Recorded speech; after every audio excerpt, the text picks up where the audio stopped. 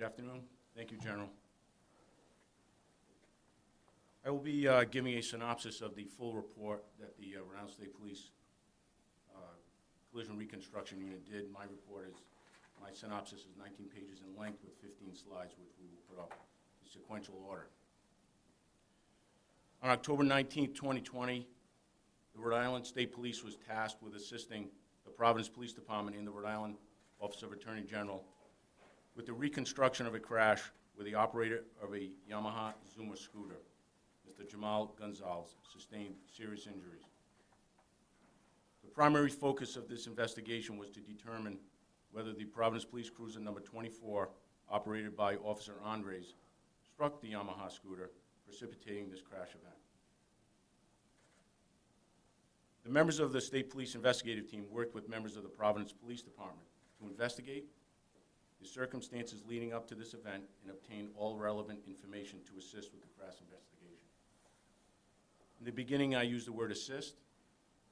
The Providence Police did assist us with physical evidence and statements, as well as the Attorney General's office, but this was truly an independent investigation by the State Police Collision Reconstruction Unit. During the investigation, the members of the State Police were given full access to all this evidence, including the Providence Police Cruiser in question, the Yamaha scooter, the stop sign and post that were struck by the Providence Police Cruiser, Mr. Gonzalez's helmet and clothing, all the photographs of the collision scene, the body-worn camera footage of the responding police officers, every witness statement, 5 videos capturing portions of this event, the police radio transmissions, and the data from the cruiser's airbag control module. As part of the investigation, the members of the State Police investigative team returned to the scene and conducted an additional analysis of the evidence points. Slide 1, please. That is Lieutenant LaRue, who's the commander of the Collision Reconstruction Unit and a member of the Traffic Safety Unit, who's here today at the scene where the incident took place. This image is the wall of the building at the corner of Elmwood Avenue and Bissell Street where the crash occurred. The investigative team conducted a detailed forensic analysis of the Providence Police Cruiser, the Yamaha scooter, the stop sign, and Mr. Gonzalez's helmet, using magnification and macro photography. Please display Figure 2 and 3. Figure 2 shows the damage to the push bumper that is consistent with the impact with the stop sign post. Note that there is no damage to the left front quarter panel.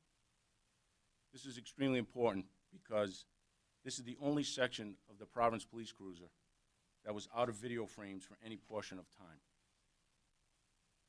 Because it was a new cruiser, it was easier to determine that if there was any damage sustained because there were no other existing damage that we had to exclude in the investigation. Figure 3, please. This image is the rear of the Yamaha scooter. There's no damage of any kind that was consistent with being struck by the cruiser. There were a few scrapes to the cargo bar, and they were determined to be old based on the amount of rust on the scrapes. You'll see in the upper right portion of the slide, there's some rust on that handlebar, on the back bar. The investigative team analyzed cell phone video footage and fixed surveillance camera footage, breaking them down into individual video frames at a rate of 1 frame every 33 milliseconds. 3 of these videos were then linked together, synchronizing them over the same elapsed time. Figure 4, please. And 5. You can see on the upper left photo, freeze frame, there are 3 different videos and images here. One from Bissell Street, one from a cell phone on Elmwood Avenue, and one from a home surveillance camera on Elmwood Avenue, all synchronized together at the exact moment that the crash occurred. Figure 5. These images are the camera on Bissell Street and the home surveillance camera on Elmwood Avenue, capturing the moment when the cruiser struck the stop sign. As you can see in the bottom image, from this angle, it does appear that the cruiser is about to strike the scooter. But in the 2 other images, there was clear separation between the cruiser and the scooter. Figure 6 and 7. Figure 6. The investigative team created three-dimensional scaled diagrams of the crash sequence to view the scene from additional perspectives and measure the distance apart for each vehicle. You notice in figure 6, 1 second from the sign impact, you see Officer Andre's cruiser approximately 14 feet from the victim. This image shows that at 1 second prior to the stop sign, the cruiser and the scooter were over 14 feet apart total. Figure 7. This image shows that at the time of the collision with the stop sign, the cruiser and the scooter were approximately 5 feet apart. The Rhode Island State Crime Lab also conducted a separate forensic examination of the stop sign and Mr. Gonzalez's helmet and clothing, and it provided its independent findings to this investigative team. During the investigation, it was determined that Officer Andres stated over the radio, quote, "Box this guy in," end of quote. That was approximately 6 seconds before his cruiser struck the stop sign. After examining the actions of the other Providence police officers in the area, to include Officers McParlin, Diaz, and Cabral, as well as an analysis of the timing of Officer Andre's broadcast, it was determined that no members of the Providence Police Department made any attempt or maneuver to, quote, "box in" Mr. Gonzalez prior to the crash. The Attorney General will elaborate on what the importance of that in this investigation. The summary of the investigation revealed that Mr. Gonzalez was operating the scooter south on Elmwood Avenue, several hundred feet behind a larger group of motorbikes. As Officer Andres followed the scooter on Elmwood Avenue, the cruiser's top speed of 35 miles per hour decreased over the next 5 seconds to 18.5 miles per hour due to intermittent braking. Figure 8, please. This image is the data taken from the cruiser's black box. It shows the last 5 seconds before striking the stop sign. At the intersection of Elmwood Avenue and Bissell Street, the scooter turned west onto the sidewalk of Bissell Street. Officer Andres followed the scooter and began to perform an emergency braking and steering maneuver. By activating his ABS brakes and increases his steering as the cruiser approached the sidewalk. The cruiser continued onto the sidewalk and the front push bumper struck the stop sign while traveling at a speed of approximately 18.5 miles per hour with the interlock brake system fully engaged. If you look at the bottom two lines on figure 8, you will see that it says engaged in the bottom right. That is evidence that the Officer Andres had his foot fully depressed on the brake pedal, attempting to stop it with the ABS brakes fully employed. Figure 9, please.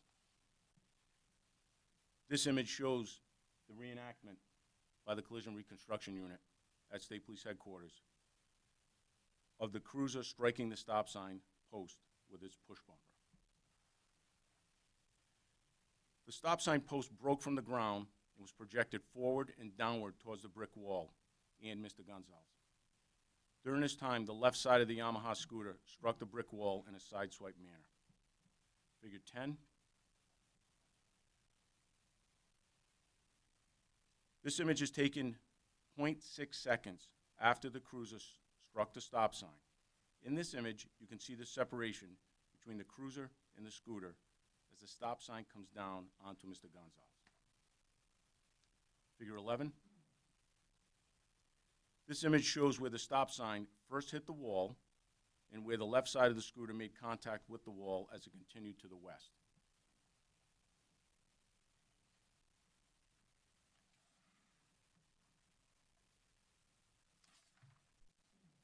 Figure 12. As the stop sign and post continued downward, the center of the stop sign, in line with its metal post, and those two jagged yellow lines in the middle is where the post would be, struck Mr. Gonzalez on the back right side of his helmet. The scuff mark in the middle is where the area of contact was.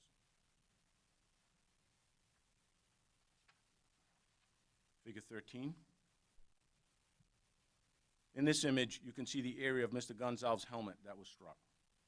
The Rhode Island State Crime Lab was able to confirm that the red paint transfer on the helmet was the same as the red epoxy on the stop sign.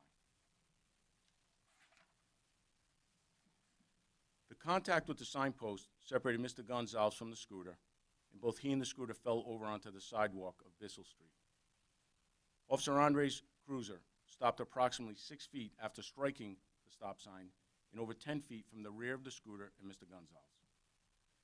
From figure 14, let's go to display 14, please.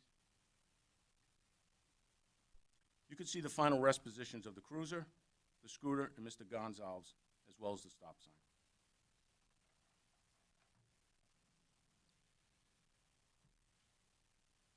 Figure 15, please. After an extensive examination of the scene, the vehicles, the damage, profiles, forensics, the video footage from 5 different angles, and numerous witness statements, the Rhode Island State Police investigative team determined that the Providence Police Cruiser did not strike the rear of the Yamaha scooter or its operator at any point during the crash sequence. Rather, it was conclusively determined that Officer Andre's police cruiser struck the stop sign on Bissell Street, projecting it downward onto the helmet of Mr. Gonzalez. The image you see in front of you is a recreation of the cruiser striking the stop sign and projecting it downward onto the helmet of the scooter operator.